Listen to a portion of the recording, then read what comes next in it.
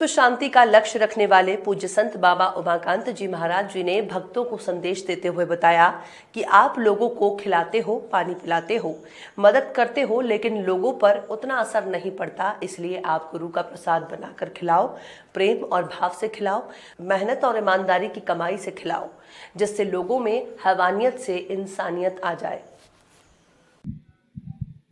देखो प्रेमियों, भोजन तो आप कराते हो, लोगों को पानी भी पिलाते हो, मदद भी कर देते हो, लेकिन लोग के ऊपर उसका असर नहीं पड़ता है।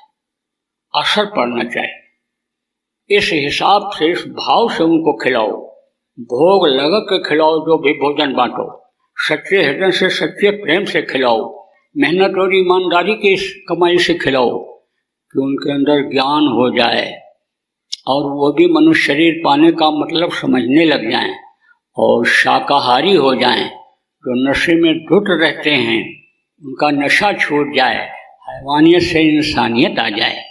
आपके अंदर ये भाव होना चाहिए। देखो, कल क्या था?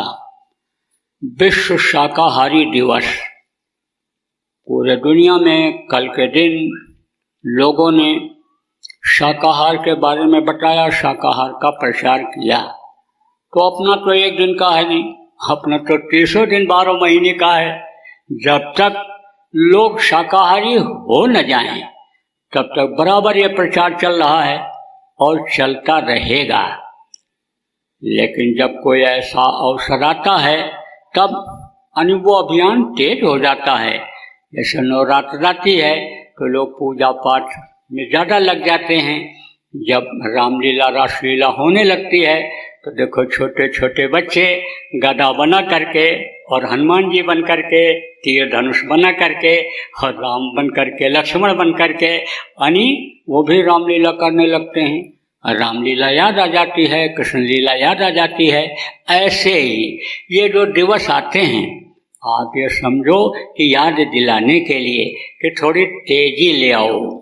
तो अब आप तेजी ले आओ, 10 दिन के लिए तेजी ले आओ इसमें। और आप अपने अपने हिसाब से, जिस स्तर के आप हो, जितना आप कर सकते हो, जितनी जानकारी आपको है, अपने हिसाब से लोगों को संदेश भेज करके, लोगों को पढ़ा करके, लोगों को बता करके, तर्क पेश करके, आप समझो आमने सामने प्रचार करके, कैसे भी हो, आप यह कोशिश करो कि हम ज़्यादा से ज़्यादा लोगों को शाकाहार के बारे में बतावें, शाकाहारी हम बनावें। आप जो डॉक्टर हो, आप जो वैज्ञानिक हो, जो आप पढ़े लिखे हो, वेद शास्त्र को जानते हो, जो कुरान पढ़ सकते हो, बाइबल को पढ़ सकते हो, उनमें जो लिखा हुआ है शाकाहारिता के बारे में, उसको आप लोगों के सामने पेश करो, बता करके, समझा करके, पेपर में निकलवा करके, टीवी में दिखा करके, कैसे भी हो आप इसका प्रचार करो। लोगों तक बात यह पहुंच जाए कि भाई शाकाहार बहुत जरूरी है और शाकाहारी रहने से दिल, दिमाग, बुद्धि सही रहती है, खून बेमेल नहीं होता है, बीमारियों से बचत होती है। इन सारी चीज़ों को आप तर्क वितर्क के साथ, अगर पढ़े लिखे लोग हो तो लोगों के सामने पेश कर दो। ऐसे जो आप अनपढ़ हो, कुछ नहीं कर सकते हो, आप अपने ही बारे में बता दो कि हम मांसाहारी थे, हमारे अंदर बुराइयां थी और हमने सुना, समझा और हमने छोड़ दिया। अब हमको ये फायदा हो रहा है, अब बीमारियों में लाभ मिल गया। घर में जो बरकत नहीं हो रही थी, जानवरों को मार करके जो लाते थे, पकाते थे, जिससे हमारी रुपए पैसे की बरकत खत्म हो रही थी, वो हमको फिर वापस मिल गई। क्योंकि हिंसा हत्या का पाप लगता है।